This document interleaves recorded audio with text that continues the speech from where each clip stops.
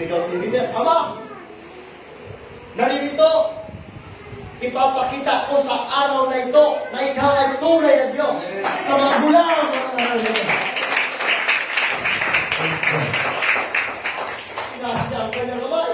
Maya-maya lumagpak doon sa alay niya yung apoy at tinupok. Hindi sila mga kamay. Isga. Hallelujah. So, binigyan ng Diyos, meron tayo mga kapanahunan. Innocence, conscience, human government, promise, law. At ngayon, kasalukuyan mga kapatid, pang-anim. Grace period ngayon. Grace. Ano yung grace? Amen? Yun yung anak ng Diyos. Kumarin ko. Upang binigyan tayo ng kanyang. Grace yun. Pagpapala yun. Grasya mula sa Diyos.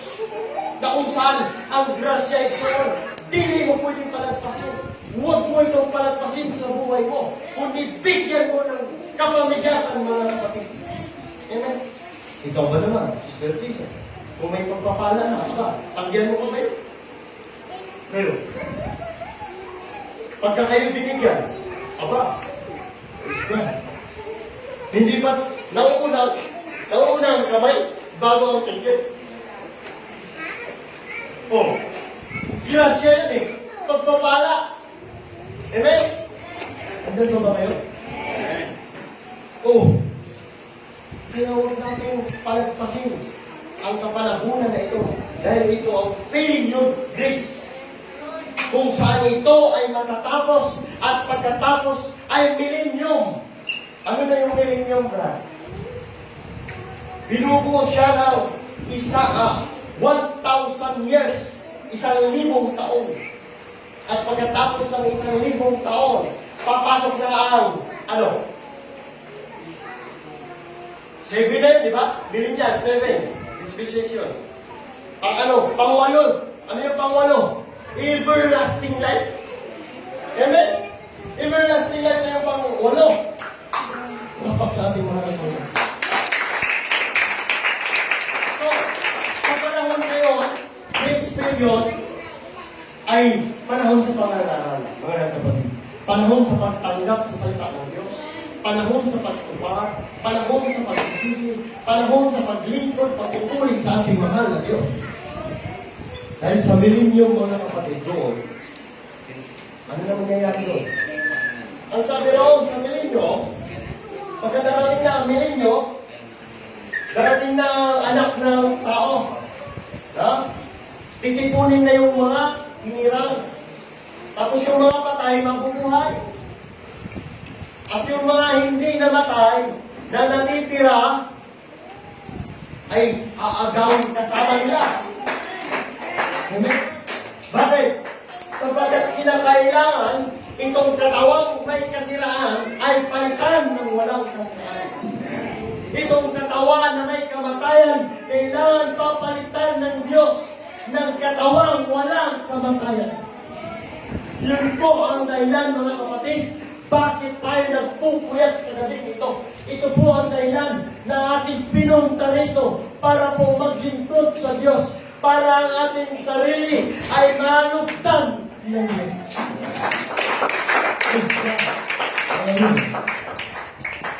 So ano naman binubuo yung everlasting dispensation? The last dispensation. Everlasting life.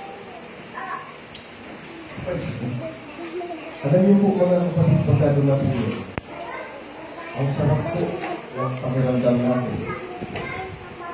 Kaya nasabi po rito mga kapatid, hallelujah, praise God. Sa Revelation 21, verse 2 and 4, at nakita ko ang bayang banal, ang bagong Jerusalem na nanaog mula sa langit, buwan sa Diyos. Nahahandang gaya ng isang babaeng kasintahan na nagagayak talaga sa kanyang sarili. Tulad ng ating Bible study ng linggo na sino itong babaeng kasintahan? Iglesia yan, mga kapatid. Ano yung iglesia? Nahahanda. Praise God. Ito yung paghahanda natin mga kapatid. Pagsalubong sa ating mahal na Panginoon. Ha?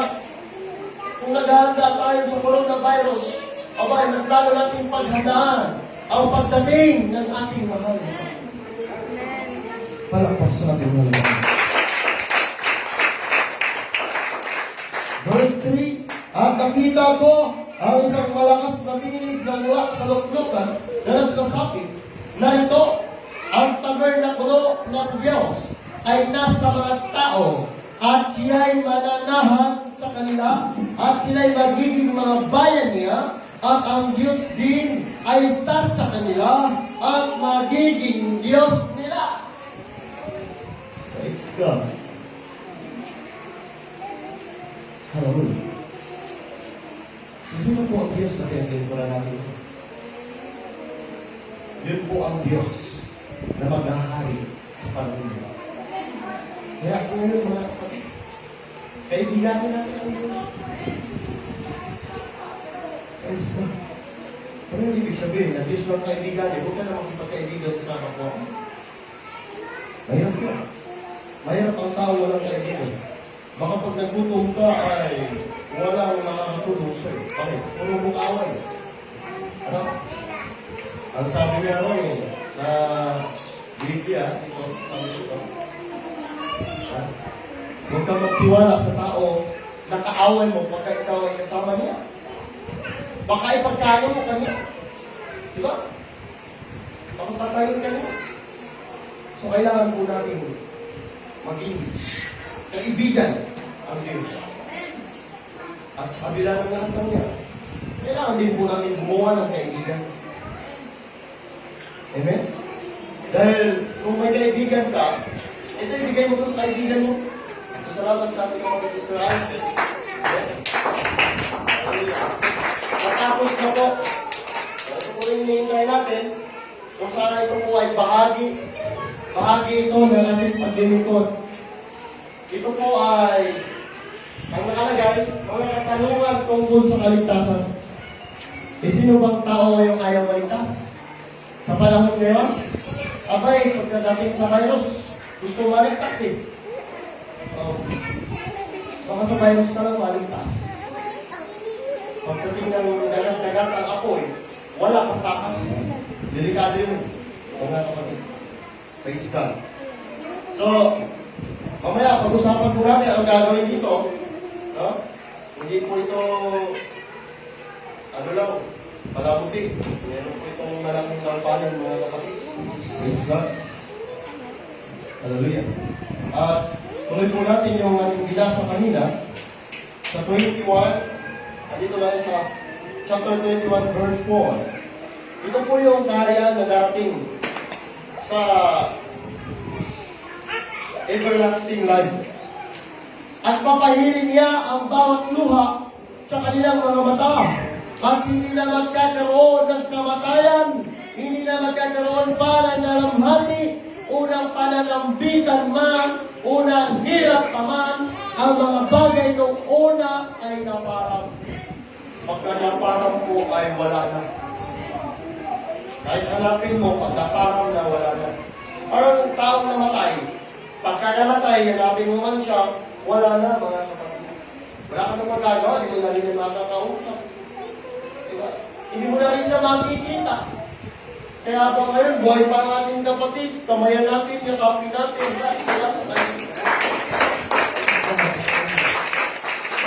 Bukas pangalawa, hindi na tayo magsama-sama. Ang sabi nga ng isang awit, ang mundo ay bilog. Pagka bilog, gumugulong.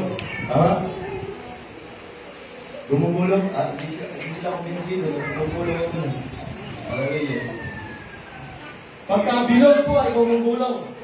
Minsan sa taas ka, sa gitna ka, minsan naman sa baba ka. Pagka nasa baba ka, dinadaganan ka. Hirap-hirap. Para magang lahat ng problema ng mundo kasi. Ano man problema mo ngayon? Wala yan sa problema ng mundo.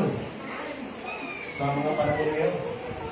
Ano panahon natin ngayon? Grabe na po. No?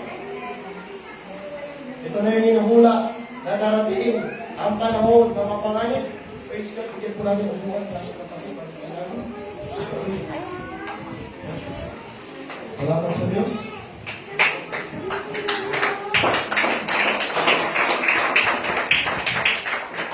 So, yung ating pagpunta rito ay hindi sayang. Bakit? Ang sabi noo, Papa, hiran niya ang ating mga luha. Wala nang kamatayan, wala nang dalamhati, o mga ilan, paman, wala na. Ang lahat ay napara. Praise God. Hallelujah. Gusto ba natin yun, mga kapatid? Napakasarap po mabuhay doon. Nakasama ang Diyos. Pagka kasama mo ang tao, ano mangyayari? Yung kasama mo, pwede mo maging kaaway yan. Pwede mo katampuhan yan. E kung may kaaway ka, hindi mo na maaalala ang Diyos. Pag nagtatampo ka, isa nalalaway ang gawain ng Panginoon. Pero doon mga kapatid, ang kasama natin ang Panginoon Diyos. Pagkakasama natin ang Diyos, lahat ng ating pangangailangan ay naroon na. Hindi ka na magugutom doon. Amen? Praise God. Pero bago yan mga kapatid, ay kailangan muna natin harapin ang mga bagay na ito sa buhay natin. Praise God. Tulad lamang po ngayon. No? Wala tayong trabaho, hindi tayo pumapasok. Praise God. Tapos, wala palang budget yung ating barangay.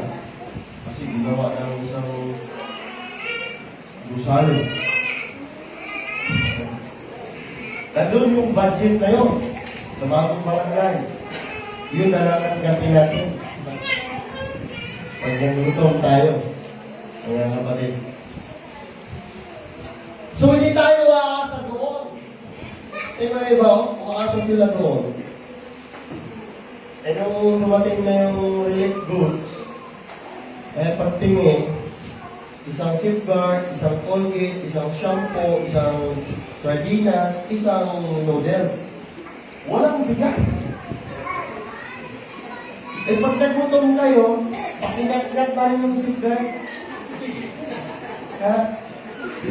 Laklakin na rin po yung Colgate. Sakaring mawala yung virus. Praise God. Kaya tama po talaga ang Panginoon. Huwag kang magtiwala sa tao. Sa Diyos talaga magtiwala.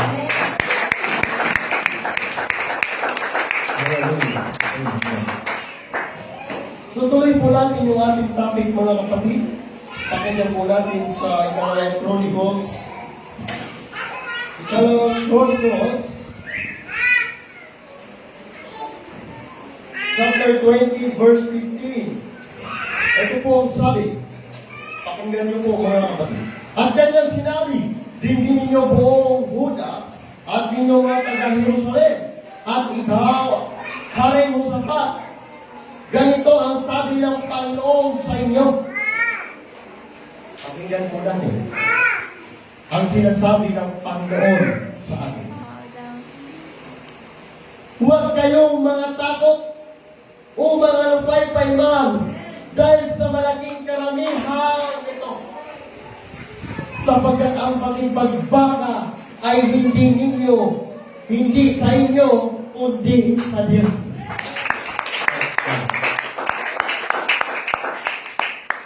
Sa Diyos ito. Yung laban natin, hindi laban natin, kundi laban sa Diyos. Laban ng Diyos. Laban noon sa mga masasamang elemento. Laban sa coronavirus. Kaya kapag ikaw ay tapat na maglingkod sa Panginoon, huwag kang matakot sapagkat ang Diyos mismo, ang Diyos mismo, ay paglalaban ka. Paglalaban ka ng Diyos. Huwag tayo maglupay-pay. Kung wala tayong trabaho, huwag kang magalala. Ang Diyos maraming paraan. Yung aso pwede niyang gamitin. Oo. Pusa, pwede niyang gamitin. ebidensya ko? Ay marami. May pastor nga, wala sila makain. Siguro, sa probinsya to, wala talaga eh. Mahirap talaga sa probinsya eh. Ano, i-tights, ano, i-offering. Pagka na-offering, sisipahan nyo lang yun. Doon yun, no? Pagka may tights, meron man, tayo, landing. So, yung pastor na ito, wala talaga sila makain. No? So, dahil sinubukan niya ang pananampalataya niya sa Diyos. Hindi pala ng palataya yung kapatid. Ano na, mga anak niya, dito tayo. Wala kayo ng plato, pinggan, tsara. Ando na sila sa lamisa. Ando sila sa lamisa. Sinubukan niya mga kapatid. Kung gaano talaga katotoo ang salita ng ating mga Panginoon. Ay, tanong yung anak mo, pa, asan mo paano? Asan mo ulam? Ay, siya. Nak, mag-pray muna tayo. Bibigay ng blessing. Nag-pray sila. Tagal-tagalan talaga niya kasi ganun siya, wala ako.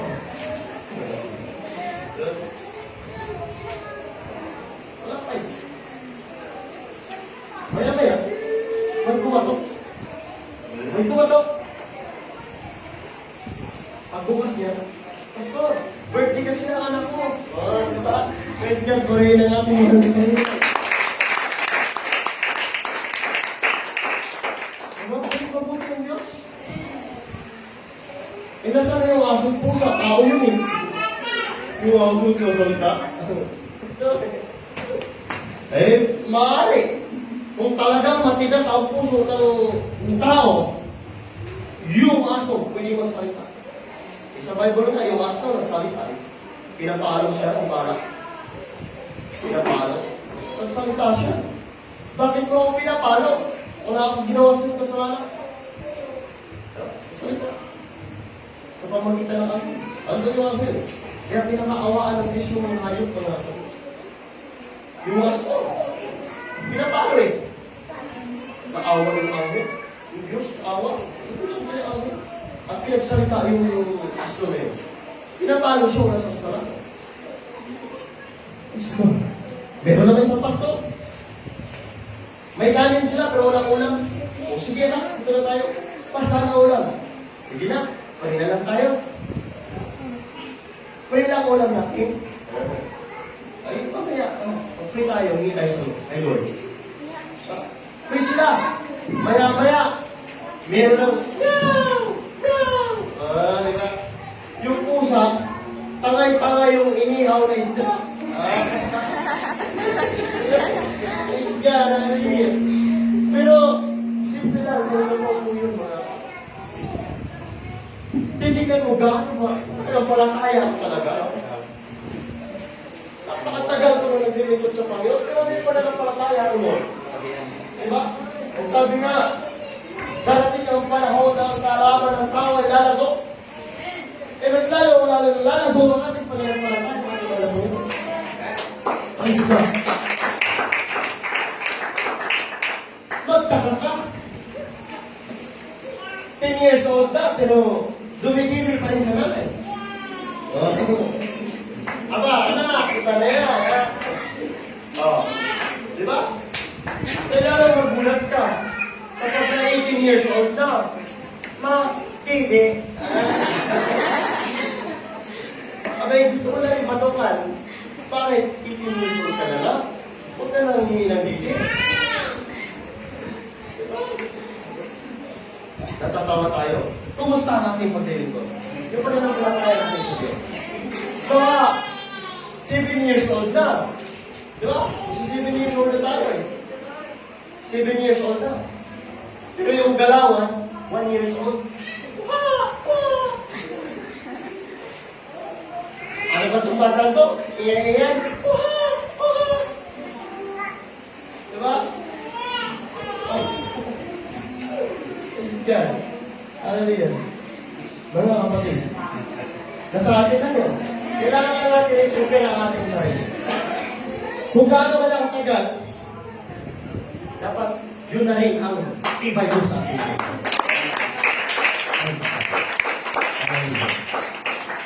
Di ba yung puno? Pagka matagal na matagal yung puno na yan, aba napakatagay. Makatibay talaga yan, tapos napakatigas. Eh magtama. Pagka malaking puno, tagal-tagal lang, isang itak lang, putol na agad. Baka kapayas yun. Payasin mo. Alam ko, tagal-tagal lang. Malambot pa rin. Diba mga kapatid? Amen? Praise God. Hallelujah. Eh pagka, Brad, ano naman yun? 20 years old na. Tapos yung galawan. Oha! Oha!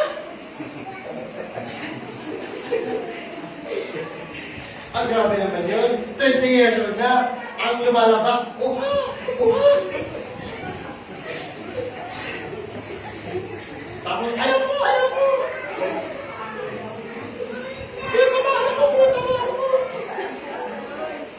20 years old na yan. Abay, tawag dyan mo, gulo. Ayaw, totoo yan mga ako. Tawag sa kanila para maging maganda ang pandinig.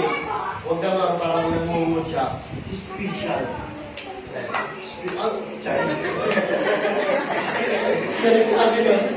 Tawag sa kanya, special child. Oh. Ano ba yung mga galawan nun?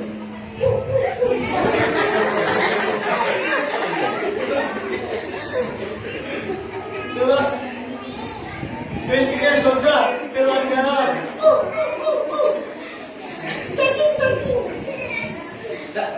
Diba? Palipat-lipat sa bagay. Eh ano yun?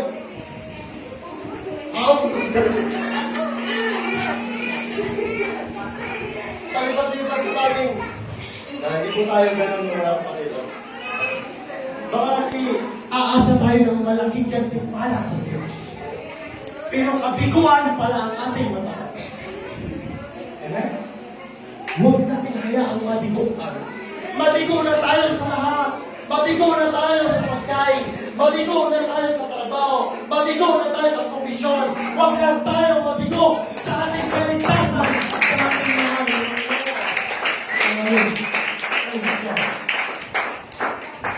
mabigo na tayo lahat. Mabigo ka sa pag-ibig. Pagkamali ka, ang pag-aasawa mo. Di ba yung magkamali ka lahat? Huwag ka lang magkamali sa pananampalataya mo at sa kaligtasan mo. Amen. Praise God. Hindi natin ito ang laban, kundi ito ay laban. Kami paglaban ng Diyos sa ating mga kapatid. Puprotektahan kasi tayo. Praise God. Hallelujah. Ay naman dito mga kapatid sa Joel. Praise God. Hallelujah. Chapter 2, verse 13. At papagdalamhatiin ninyo ang inyong puso at hindi ang damit ang inyong hapakin. At kayo'y magsipalumbalik sa Panginoon ninyong Diyos. Sapagkat siya'y maawain at puspos ng kahabagaan, panayad sa pagkagalit at sagala sa kagagahang loob, at nagsisisi siya sa kasamaan. Hallelujah. Praise God. Papalumbalikin ka ng ating mahal na Panginoon sa kanyang mga lahat. Dahil ayaw niya ikaw na mapahamak, ayaw niya ikaw ay masaktan, ayaw niya ikaw na nagtusa. Salamat sa Lord. Kaya pagkaramdam, nagsasawa ka na, ang tagal-tagal mo sa pagdinig mo, Lord, iba na ito. Lord, ayaw mo mapipiling ganito ako, Lord. Praise God. Kung gaano matagal mo, ay siya na rin tibay mo. Kung gaano matagal mo, ay siya namang lamya mo. Diba? Lamya.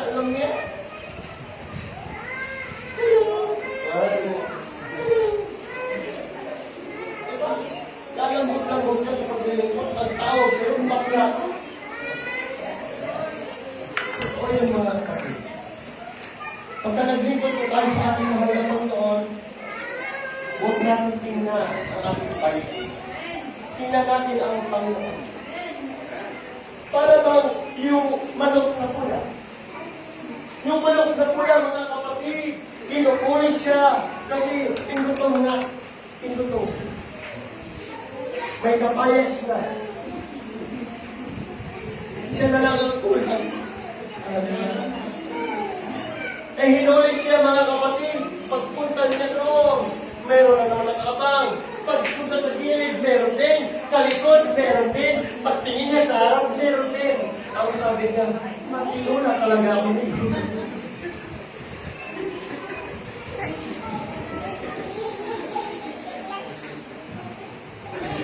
Eh, tumingin siya sa taas. Aba, kala niyo, ang lawak ko, no? Tingin tayo sa taas. Wala tayong makakas. Wala sigawan sa taas. Tingin tayo sa taas. May nakita ba tayong mukha doon? May nakita ba tayong natutulog doon? Wala tayong makikitang inaantok sa taas. Hindi tayo antok, wala. Electric man niya, umiikot. Pero subukan mong tanggal ng ilis yan, Brother Eman. Electric yan kasi ito eh. Engineer. Brother Eman, subukan mo yan ha. Tanggalin mo yung ilis eh. Yung ilis lang, tanggalin mo. Tapos, tanggalin mo. Umiikot siya. Pero walang hangin. Parang yun. Umiikot, gumagalaw, wala namang sabi. Di ba? Ano gagawin mo? Eh, papalit ni Brother Eman yun. Baka pagalitan siya ng papa niya. Eman, ano ginagawa mo? Experiment ko lang po. Baka sakaling magkaroon ng hangin to kahit walang ilisig. Imposible, no? Ay, siya, ano yun? So, gano'n lang po mga kapatid. Kailangan po natin na buklod-buklod. Bawat isa. Magtulungan po tayo. Okay? Sikapin ninyo. Kasi hindi pwedeng siya na lang lagi rito. Di ba? Baka pagka ikaw na ang nandito sa harap, eh, mala sibong adar lang natin. Ano yun? Kapatid, kailangan natin ng iba pang mga manggagawa rito. Isga, malapit ka pa sa ulo, kailan ka gano? Kailan ka magpapagamit sa ating mahal na Panginoon? Diba? Hanggang kailan mo hinintayin ang iyong talento? Lahat ng talento ibinigay na natin mahal na Panginoon. Exercise mo na lang, bilangin mo na lang yan. Asahin mo na lang yan. Diba? Eh pagka yung itak, ano yung itak mga kapatid? Yung nakakita na ng itak dito. Yung hindi pa nakakita ng itak, itakin mo. Yun po ang itak mga kapatid. Pagka ang itak ay hindi na nagagamit mga kapatid, ang kalawangin yun. Okay? Pagka tinalawang yan, wala na. Ahasain mo yan mga kapatid. Pagka hinasa yan, tatalin yan. Pati limon yun. Tatakbo pagka matalas ulit. Praise God. Hallelujah. Meron ang kwento dyan sa Kristiyano. Aswang ba naman sila? Sa probinsya, aswang. Labas siya. Tapos malayo ang saan. Pinatulog-tulog niya. Wala yung galaw-galaw dun sa kawaii. Hinasa na eh. Abay, pagkamantalin, mabawag tayong kumpiyansa. Baka, ubus yung tinga natin. Pag makatbas, unti-unti na lang. Eh, pag-break, tapos na ang ating script. So, amen? Praise God. Hallelujah. So, nais ng Panginoon mga kapatid na lalapit tayo sa Kanya. Ay naman dito sa Isaiah 55 verse 7. Lisanin ng masama ang kanyang lakad at ng ligo ang kanyang mga pag-isip. Tingnan mo, yung pag-isip ng ligo, pinapalisan, alisin, tanggalin. Ay pagka kaya nga mga kapatid talaga pwede na kapag ang liko ay gagamitin ng Panginoon. Kasi pagkapatayuin mo yan, pag liko yan, naman puro liko ang maririnig natin. Puro baliko. Diba? Praise God. So, ang sabi rito, at nang liko, no? Lisanin ng masama ang kanyang lakad at nang liko ang kanyang mga pag-iisip. Eh pagkaliko pala, yung pag-iisip niya, liko talaga. Di talaga pwede yung, hayaan mo, ganyan lang yan, pero mabuting tao yan. May ganun eh. Diba? Napaka-baraghal umilos. Eh, liko nga eh. Ganun na rin ang pag-iisip. Ang sabi ng Panginoon, lisanin. Oh, at manumbalik siya sa Panginoon at kaawaan niya siya at sa aming Diyos sapagkat siya ay magpapatawad ng sagana.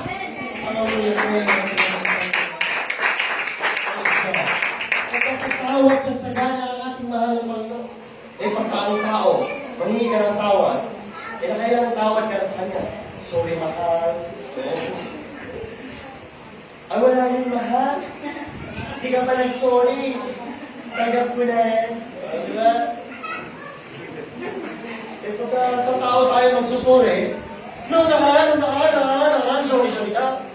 Noong nakaraan, ginawa mo yan. Ganon ang tao. Ang sabi ng Panginoon, gaano ka man kamakasalanan, papatawarin ka ng ating mga lahat.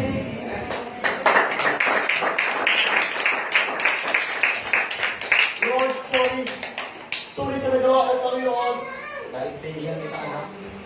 Kasi tao ka lang. Manatili ka sa akin. Ang sabi ng Panginoon, abide in me, and may words abide in me. You shall ask what you will, and it will done unto you. Ganun pa ang ating. Kung gusto mo na gawin ng Diyos sa buhay mo, manatili ka lang sa Kanya, na tapat at devoted, dedicated, at hindi papalag ang Diyos dahil hindi ka magkakaroon ng bunga. Hindi bunga ang araw. Amen? Yung bunga na nasa Diyos, hindi bunga ang araw. Makati yun eh. Makati. Pagka tinamot mo, dadami. Pagka nagsukan, kagit.